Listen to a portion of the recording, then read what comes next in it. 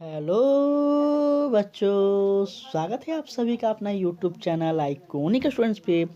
मैं सूरज कुमार आप सभी बच्चों का एक बार पुनः स्वागत करता हूं। बच्चों कैसे हैं आप लोग? आशा करता हूं कि आप सभी लोग अच्छे होंगे। तो बच्चों, जैसा कि आप सभी को पता है कि आइकॉनिक स्टूडेंट्स का एक ही उद्देश्य है, अब हर बोर्ड एग्ज़ाम पास करना होगा आसान। बच्चे, आप किसी भी बोर्ड एग्ज़ाम का तैयारी कर रहे हो, चाहे आप सीबीएसई का कर रहे हो, बीएसई भी मतलब बिहार बोर्ड का कर रहे हो, या फिर बच्चे आप उत्तर प्रदेश झारखंड बोर्ड का कर रहे हो, किसी भी राज्य का कर रहे हो बच्चों, तो ये चैनल आपके लिए बेहतरीन चैनल है बच्चों। आप क्लास 10th या फिर क्लास 12th का कर रहे हैं बच्चों, तो आपके लिए ये चैनल बहुत ही बेहतरीन चैनल है बच्चों। आपको यहाँ पे सभी तरह के क्लासेस, सभी तरह के सिलेबस को ध्यान में रखकर बच्चों यहाँ पे क्लासेस ली जाती है। तो बच्चे, इस चैनल से ज़रूर आप लोग जुड़ जाएं, और जो भी आपके फैमिली फ्रेंड दोस्त हैं, जो भी हैं बच्चों, उन सभी को इस सेशन से जोड़ दें। तो बच्चों, जैसा कि आप सभी को पता है कि अभी हम लोग क्लास 10th और 12th का सारे बैचेस को कवर कर चुके हैं, सारे सिलेबस को कवर कर चुके हैं। और अभी जो हम लोग बैच चला रहे हैं, ठीक है, आरंभ है प्रचंड के नाम से बैच चला रहे हैं, जिसमें 10 से 15 वर्षों तक जितने भी प्रश्न पूछे गए हैं बोर्ड एग्जाम में, ठीक है बच्चों, इन सभी का हम लोग संग्रह दे रहे हैं, जो कि यूट्यूब पे आपको पहली बार मिलने का बच्चों।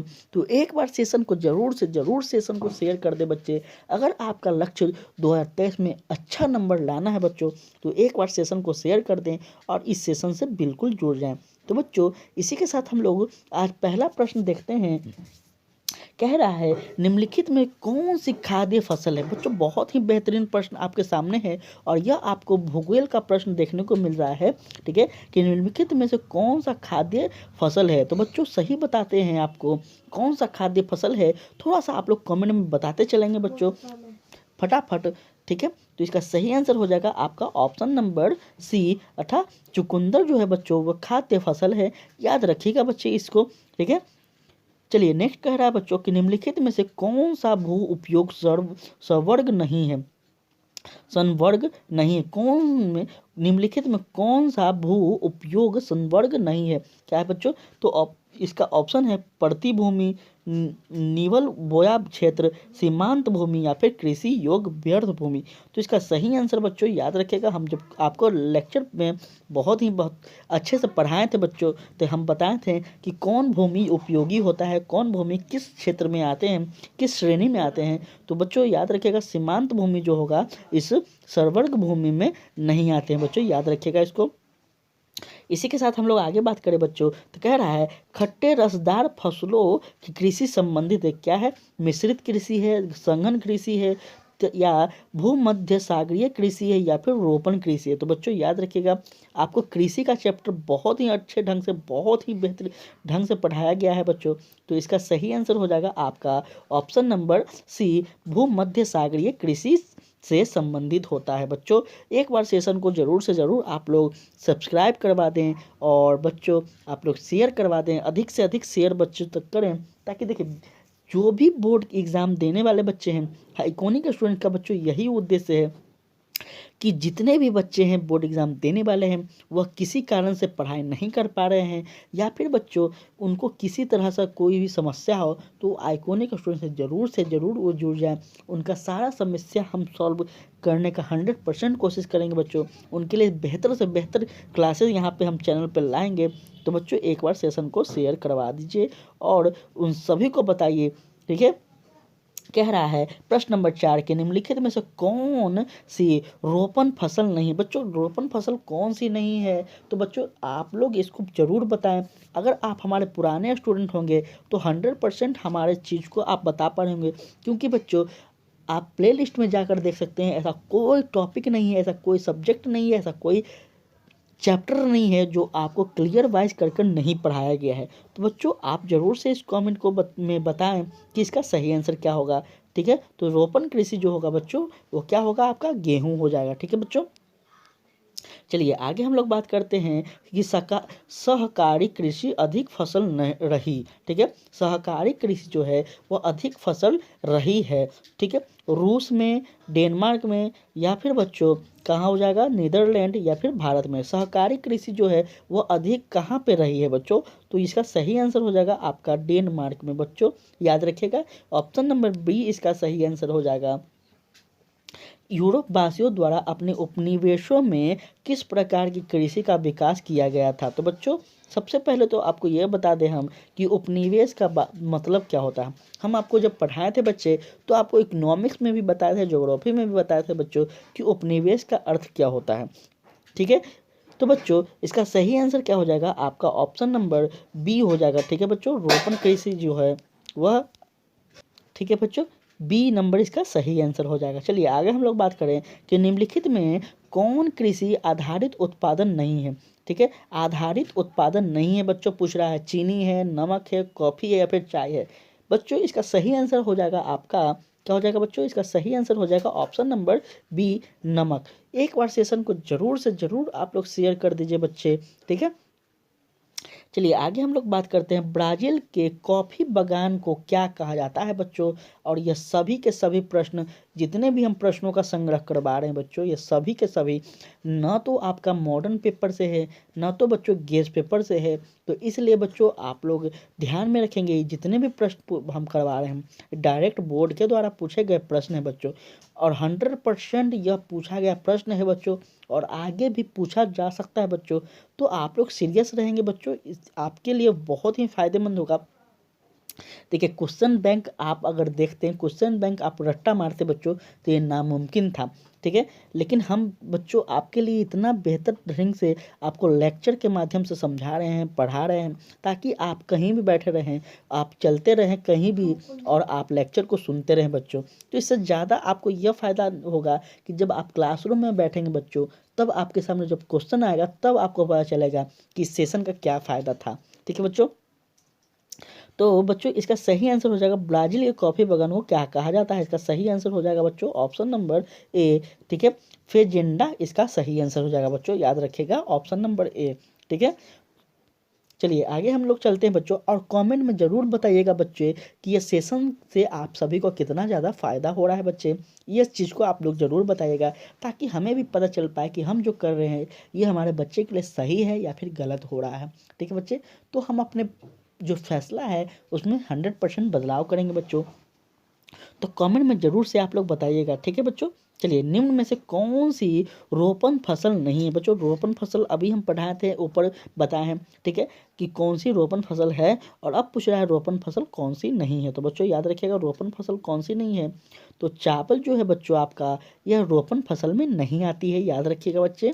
ठीक है, गेहूं की खेती के आदर्श तापमान कितना होना चाहिए बच्चों, याद रखिएगा गेहूं की खेती के लिए जो तापमान होते हैं वो कितना होने चाहिए। जब हम आपको कृषि पढ़ाए थे बच्चे तो हम बताए थे कि हर कृषि का एक सीजन होता है, हर कृषि का एक तापमान होती है, उसी तापमान में वो कृषि बेहतर कर पाते हैं। तो बच्चे पूछ रहा है गेहूँ की जो खेती होती है वो किस कृषि में होती है या फिर किस सेल्सियस में होती है, किस तापमान में होती है।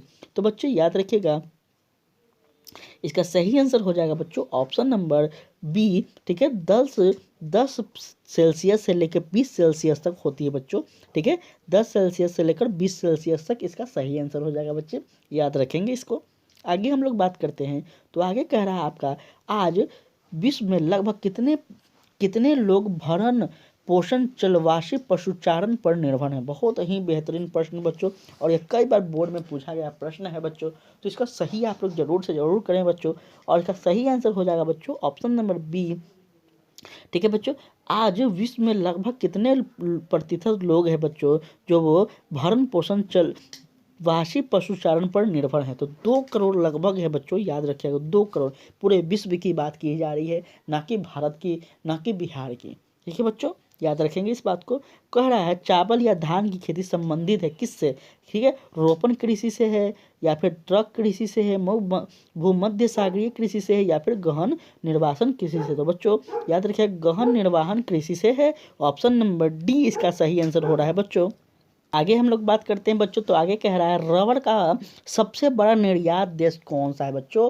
रबड़ का पूछ रहा है, रबड़ का जो होता है सबसे बड़ा निर्यात देश कौन सा है, क्या वो रूस है अमेरिका है, जापान है या फिर मलेशिया है बच्चों? थोड़ा आप लोग कमेंट में ज़रूर आंसर दें बच्चों। अगर आप सभी को आंसर पता है तो आप लोग बिना सोचे समझे कमेंट में ज़रूर से ज़रूर आंसर लगाएं, ताकि पता चलते रहे बच्चों कि हमारे जो बच्चे हैं वो कितना ज़्यादा टैलेंटेड हैं। और इसका सही आंसर हो रहा है बच्चों मलेशिया। ठीक है बच्चों, याद रखेंगे मलेशिया जो है वो रबर का खेती, ठीक है, रबर का निर्यात में सबसे क्या है, आगे सबसे बड़ा देश है। ठीक है बच्चों, कह रहा है कृषि के अंतर्गत हम इसमें से किसे लेते हैं? तो क्या बच्चों, क्या फल फल लोत्पादन है, पशुपालन है, मत्स्य उत्पादन है या फिर इसमें से सभी है? तो इसका सही आंसर, इसका सही आंसर हो जाएगा बच्चों, क्या हो जाएगा? इसका सही आंसर हो जाएगा इनमें से सभी। ठीक है, फल जो है कृषि के अंतर्गत इनमें से कौन, इनमें से किसे लेते हैं? तो इसमें से सभी हो जाएंगे, फल उत्पादन को भी, पशु उत्पादन को भी और मत्स्य उत्पादन को भी लेते हैं बच्चों। ठीक है, चलिए आगे हम लोग बात करते हैं प्रश्न नंबर 15, कृषि के लिए इनमें से कौन सबसे अधिक उपयुक्त है? क्या वह पर्वतीय ढाल है, उच्च पठार है, मैदान है या फिर बच्चों वर्ष भर वर्षा के क्षेत्र हैं? तो बच्चों इसका सही आंसर जो है आपका ऑप्शन नंबर क्या हो जाएगा, सी हो जाएगा बच्चों। याद रखिएगा कृषि के लिए जो सबसे अधिक उपयुक्त क्षेत्र होते हैं वो मैदानी क्षेत्र होते हैं बच्चों। ठीक है, कृषि के लिए। चलिए आगे हम लोग बात करते हैं बच्चों 16 नंबर कि कृषि निर्धारण में किस कारण का भारत में ज़बरदस्त हाथ होता है? तो क्या भूमि हो, वर्षा है, मिट्टी है या फिर रासायनिक खाद का उपयोग होता है? बच्चों कृषि निर्धारण में किस कारक का सबसे अधिक हाथ होता है? बच्चों याद रखिएगा कृषि निर्धारण में सबसे बेहतरीन जो होता है वह होता है बच्चों वर्षा का। ठीक है, अगर बेहतर ढंग से कहीं वर्षा हो जाए, ठीक है, ना ज़्यादा अधिक ना ज़्यादा कम, एकदम सामान्य रूप से हो, तो वहाँ पे क्या होगा बच्चों, वहाँ पे जो कृषि होंगे वो बहुत ही बेहतरीन ढंग से होंगे, चाहे किसी भी चीज़ का हो। ठीक है बच्चों, याद रखेंगे। चलिए आगे हम लोग बात करते हैं बच्चों, यह आप हम लोग सेकेंड चैप्टर की बात करते हैं बच्चों। ठीक है, नेक्स्ट चैप्टर की हम लोग बात कर रहे हैं द्वितीय क्रियाओं में, जिसमें कह रहा है निम्नलिखित में से कौन सा उत्पाद उद्योग दूसरे उद्योग के लिए कच्चा माल तैयार करता है?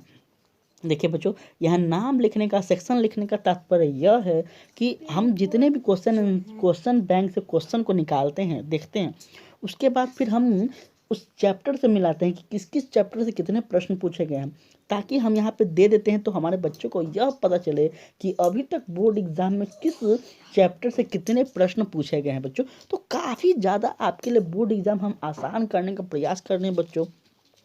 ठीक है, बहुत ही आसान कर देंगे धीरे धीरे हम।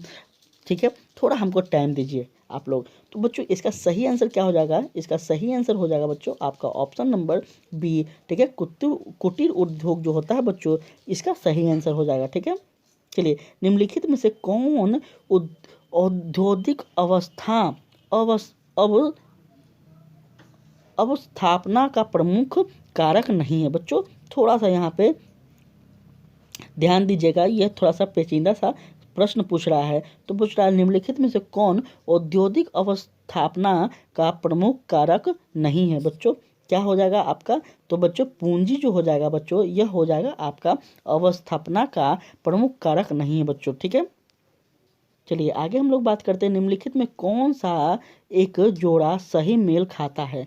ठीक है, क्या स्वचालित वाहन उद्योग लॉस एंजिल है, पोत निर्माण उद्योग लुसाका है, वायुसेना निर्माण उद्योग फ्लोरेंस है या फिर लो इस्पात उद्योग पिट्सबर्ग? तो बच्चों इसका सही आंसर जो है आपका ऑप्शन नंबर डी हो जाएगा।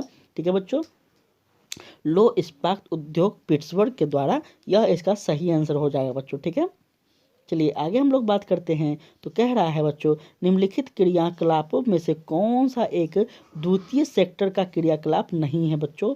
ठीक है, तो इस्पात प्रगलन, वस्त्र निर्माण, मछली पकड़ना या फिर टोकरी बुनना? तो बच्चों इसमें सही आंसर हो जाएगा आपका वस्त्र निर्माण जो है बच्चों, यह इसका क्या हो जाएगा? आपका सही आंसर हो जाएगा। ठीक है, चलिए आगे हम लोग बात करते हैं कि चॉकलेट में कौन सा पदार्थ उपयुक्त होता है? चॉकलेट में कौन सा पदार्थ उपयुक्त होता है बच्चों? तो याद रखिएगा चॉकलेट में जो होते हैं बच्चों, यह आपका होता है कोको। ठीक है, कोको होते हैं जो बच्चों, यह चॉकलेट में उपयुक्त पदार्थ होता है, महत्वपूर्ण पदार्थ होते हैं। ठीक है, कह रहा है निम्नलिखित में से कौन सा एक द्वितीय सेक्टर का क्रियाकलाप है। ठीक है, अभी जस्ट ऊपर पूछा था टोकरी बुनना, मछली पकड़ना, कृषि या फिर कनिष्क। तो बच्चों टोकरी बुनना जो है यह द्वितीय सेक्टर का क्रियाकलाप है, याद रखिएगा बच्चों। ठीक है, आगे कह रहा है निम्न में से कौन सा एक जोड़ा सही मेल खाता है। बच्चों इसमें से थोड़ा सा आप लोग बताइएगा कौन सा जोड़ा सही होगा। ठीक है, कह रहा है लो इस्पात उद्योग अहमदाबाद, सूती वस्त्र उद्योग जमशेदपुर, पेट्रो रासायनिक उद्योग मुंबई या फिर चीनी उद्योग बरौनी। इसमें से सही कौन सा हो जाएगा बच्चों। हम आपको सारा का सारा ये जितने भी हैं सब पता है, एक एक करके सबका विशेषता भी बताए हैं। ठीक है, और आप हमारे नोट्स में भी इस चीज़ को देख सकते हैं। तो बच्चों आप लोग जरूर से बताइए इसमें सही आंसर क्या हो जाएगा। ठीक है बच्चों, इसमें सही आंसर हो जाएगा आपको पेट्रो रासायनिक उद्योग जो कि मुंबई में स्थापित है, यह सही हो जाएगा बच्चों। ठीक है, चलिए नेक्स्ट हम लोग पहुँच रहे हैं बच्चों। ठीक है, नेक्स्ट हम लोग सेक्शन की ओर पढ़ रहे हैं, जिसमें से सबसे पहला प्रश्न बच्चों निम्नलिखित में से कौन तृतीय आर्थिक क्रियाकलाप है। बच्चों तृतीय आर्थिक क्रियाकलाप अब पूछ रहा है। ठीक है, तो इसका सही आंसर क्या हो जाएगा बच्चों। ऑप्शन देखते हैं, खेती है, व्यापार है, बुनाई है, आखेट है। इसका सही आंसर हो जाएगा बच्चों तृतीय पूछ रहा है, मतलब व्यापार जो है यह तृतीय क्रियाकलाप है बच्चों, याद रखिएगा इस बात को आप लोग। कह रहा है निम्नलिखित में दक्षिण अमेरिकी देशों में कौन ओपेक ओपेक का सदस्य है। ओपेक जो है बच्चों इसका सदस्य कौन है। तो बच्चों याद रखिएगा ओपेक जो सदस्य है वह आपका कौन है, तो वेनेजुएला है। ठीक है, वेनेजुएला इसका सदस्य है बच्चों, याद रखिएगा। निम्नलिखित में क्रियाकलापों में किसमें उच्च स्तरीय अन्वेषक सम्मिलित किए जाते हैं। तो बच्चों अन्वेषक सम्मिलित किए जाते हैं वह जो है वह किस में किए जाते हैं, तो आपका पंचम क्रियाकलाप में किया जाता है बच्चों, याद रखिएगा। ऑप्शन नंबर डी जो है इसका सही आंसर होगा बच्चों, याद रखिएगा। बच्चों आप सभी को टेलीग्राम ज्वाइन कर लेना है, क्योंकि जितने भी हम सेक्शन जितने भी हम टेस्ट सीरीज चला रहे हैं बच्चे, ये सभी टेस्ट सीरीज का आपको क्लास ये सभी पीडीएफ वहाँ पे ही आपको मिलेगा बच्चों। तो आप लोग जितने भी क्लास कब होगा क्लास कब नहीं होगा इस सभी इन्फॉर्मेशन आपको टेलीग्राम पे मिलता रहेगा। तो आप लोग टेलीग्राम जरूर से ज्वाइन कर लें। और जितने भी क्लास 10th के बच्चे हो, क्लास 12th के बच्चे हो, जितने भी नोट्स होते हैं सभी नोट्स आपको वहीं पे मिलेंगे बच्चों। तो आप लोग एक बार टेलीग्राम को ज़रूर से ज्वाइन कर ले बच्चे। ठीक है, चलिए आगे हम लोग कह रहे हैं कि विश्व का सबसे बड़ा तृतीय क्रियाकलाप कौन सा है। सबसे बड़ा पूछ रहा है बच्चों, तो सबसे बड़ा जो हो जाएगा बच्चों वह हो जाएगा आपका ऑप्शन नंबर डी, अर्थात शिक्षण। ठीक है, शिक्षण जो है वह विश्व का सबसे बड़ा क्रियाकलाप है बच्चों, सबसे महत्वपूर्ण क्रियाकलाप ही है। आगे कह रहा है निम्नलिखित कथनों में से कौन सा एक सत्य नहीं है।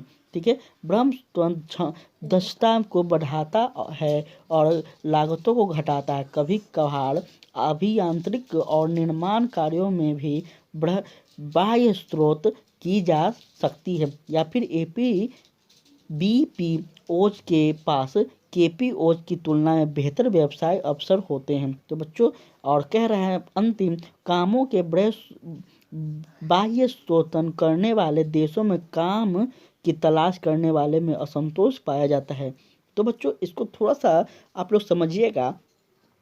कह रहा है कि इसका सही आंसर आपका ऑप्शन नंबर सी क्या कह रहा है कि बच्चों बीपीओज के पास केपीओज की तुलना में बेहतर व्यवसाय अवसर होते हैं। ठीक है बच्चों, यह आपका क्या हो जाएगा, सही हो जाएगा, सत्य कथन हो जाएगा। ठीक है बच्चों, और इसी के साथ हम लोग नेक्स्ट अब परिवहन एवं संचार में हम लोग एंट्री कर रहे हैं बच्चों। अभी तक जो था ये इतने प्रश्न आपका बोर्ड के द्वारा पूछे गए प्रश्न हैं। अब परिवहन संचार में कितने प्रश्न पूछे गए हैं जो बच्चों इस पे हम लोग एंट्री कर रहे हैं। तो एक बार सेशन को आप लोग शेयर कर दीजिए बच्चों, व्हाट्सएप पे, फेसबुक पे, इंस्टाग्राम, जो कुछ भी आप ये लोग यूज़ कर रहे हैं बच्चों, एक बार जरूर से सेशन को शेयर कर दीजिए, ताकि वो सभी बच्चे जो एग्ज़ाम की तैयारी कर रहे हैं, जो उनके पास एग्ज़ाम का सही ढंग से तैयारी नहीं है या फिर किसी कारण से वो डर रहे हैं, तो बच्चों एक बार उन सभी बच्चों तक पहुंचा दें।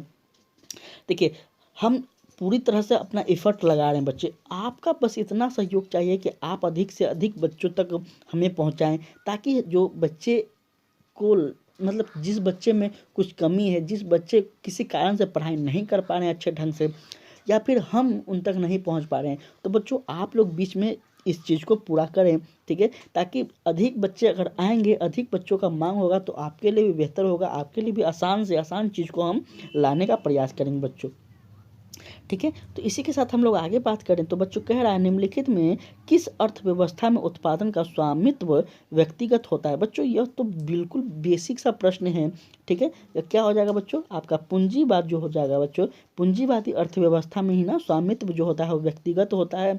हम आपको बहुत ही अच्छे ढंग से पढ़ाए हैं कि पूंजीवाद क्या होते हैं, मिश्रित क्या होते हैं, समाजवाद क्या होते हैं, ये सभी, ठीक है।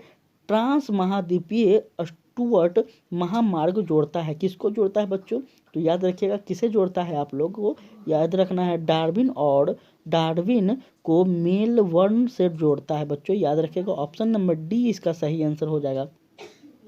पनामा नहर जोड़ती है, किसे जोड़ती है, प्रशांत महासागर को हिंद महासागर में, कैरेबियन सागर को मेक्सिको की खाड़ी में, प्रशांत महासागर को अटलांटिक महासागर में, या फिर अटलांटिक महासागर को हिंद महासागर में। तो बच्चों क्या हो जाएगा, इसका सही आंसर हो जाएगा आपका कैरेबियन सागर को मेक्सिको की खाड़ी में जोड़ती है कौन, पनामा नहर, ठीक है बच्चे। चलिए एक बार आप लोग ज़रूर से ज़रूर कमेंट में यह बताइए कि आप अभी तक कितने प्रश्नों को सही कर पाए हैं, थोड़ा सा आप लोग कमेंट में बताइए बच्चों, ठीक है। बिग इंज संबंधित है, किससे बच्चों संबंधित है, पाइपलाइन से है, रेल मार्ग से है, वायु मार्ग से है, या फिर सड़क मार्ग से है। तो बच्चों पाइपलाइन से, इसका सही आंसर ए हो जाएगा, ठीक है बच्चे, सही आंसर ए हो जाएगा, ठीक है। कह रहा है महामार्ग का निर्माण सबसे पहले किस देश में हुआ था, तो अमेरिका कह रहा है, ब्रिटेन है, फ्रांस है, या फिर जर्मनी है। बच्चे इसका सही आंसर हो जाएगा आपका, क्या हो जाएगा बच्चों, इसका सही आंसर क्या हो जाएगा, थोड़ा आप लोग कमेंट में हमें ज़रूर से ज़रूर बताइए इसका सही आंसर क्या हो जाएगा। और इसका सही आंसर जर्मनी हो जाएगा बच्चों, सही आंसर याद रखिएगा जर्मनी, डी नंबर इसका सही हो जाएगा। संदेशों का आदान प्रदान कहलाता है, क्या कहलाता है बच्चों, दूरसंचार, वक्त परिवहन, या फिर संचार। तो बच्चों संदेशों का आदान प्रदान क्या कहलाता है, संचार कहलाता है, ठीक है। संदेशों का आदान प्रदान संचार कहलाता है, जिसे हम लोग पोस्टमैन के माध्यम से भी अब के समय में देखते हैं, ठीक है। चलिए आगे हम लोग बात करते हैं बच्चों कि बृहद ट्रंक मार्ग होकर जाता है, बृहद ट्रंक मार्ग जो है वह होकर जाता है बच्चों, तो कहाँ होकर जाता है बच्चों, तो याद रखिएगा बच्चों कहाँ से होकर जाता है, तो उत्तर अटलांटिक महासागर से होकर जाता है बच्चे, याद रखिएगा, ठीक है, ठीक है बच्चों। चलिए आगे हम लोग बात करते हैं, तो आगे कह रहा है कि चैनल टनल जोड़ता है, चैनल टनल किसे जोड़ता है बच्चों, ठीक है, चैनल टनल किसे जोड़ते हैं, तो याद रखिएगा बच्चों पेरिस लंदन को जोड़ते हैं, याद रखिएगा बच्चों पेरिस लंदन को जोड़ते हैं, ठीक है बच्चों। अगर आप हमारे पुराने स्टूडेंट होंगे बच्चों, आइकॉनिक स्टूडेंट के पुराने स्टूडेंट हैं, तो ज्योग्राफी में इतना बेहतर से पढ़ाया गया है, इतना अच्छा से पढ़ाया गया बच्चों कि आप ज्योग्राफी का अगर किसी मतलब आप बिना मैप देखे किसी देश को, किसी राज्य को, किसी महासागर को आप बता सकते हैं, इतना अच्छा ढंग से पढ़ाए हैं। और मेरा नोट्स पे तो सारा का सारा चीज़ बना हुआ है, तो एक बार एग्जाम से पहले आप हमारे नोट्स को ज़रूर पढ़ लीजिएगा बच्चे, आपके लिए फ़ायदेमंद होगा। उत्तर अटलांटिक महासागर मार्ग, उत्तर अटलांटिक मार्ग जोड़ता है, किसे जोड़ते हैं बच्चों, तो याद रखिएगा आपका उत्तर अमेरिका को यूरोप से जोड़ता है, ठीक है बच्चों। चलिए आगे हम लोग बात करते हैं, कह रहा है राइन जल मार्ग जोड़ती है, किसे जोड़ती है। देखो इस चैप्टर में बस इतना ही आपको पढ़ा, क्योंकि हम लोग संचार वाले में इतना ही पढ़ना कि कौन सा देश कौन सा महासागर किसे जोड़ रही है, ठीक है बच्चों। तो इस पर आप लोग पकड़ बनाएंगे, राइन जल मार्ग जो जोड़ती है बच्चों, किसे जोड़ती है, ठीक है, तो याद रखिएगा किसे जोड़ती है, तो बच्चों यह जोड़ती है आपका जर्मनी को और नीदरलैंड को, ठीक है बच्चों, जर्मनी और नीदरलैंड को जोड़ती है। स्वेज नहर जोड़ती है अटलांटिक महासागर को प्रशांत महासागर से, भूमध्य सागर को लाल सागर से, भूमध्य सागर को हिंद महासागर से, भूमध्य सागर को अटलांटिक महासागर से। बच्चों याद रखिएगा स्वेज नहर जो है वह भूमध्य सागर को लाल सागर से क्या करती है, जोड़ती है बच्चे, ठीक है। ऑप्शन नंबर बी इसका सही आंसर हो रहा है। चलिए पनामा नहर जोड़ता है, पनामा नहर को, ठीक है, पनामा नहर पोर्ट सईद को, सही से, कोलोन से, होनोलुलु से, या फिर लाल सागर से। तो बच्चों अभी हम लोग जस्ट पढ़े हैं कि पनामा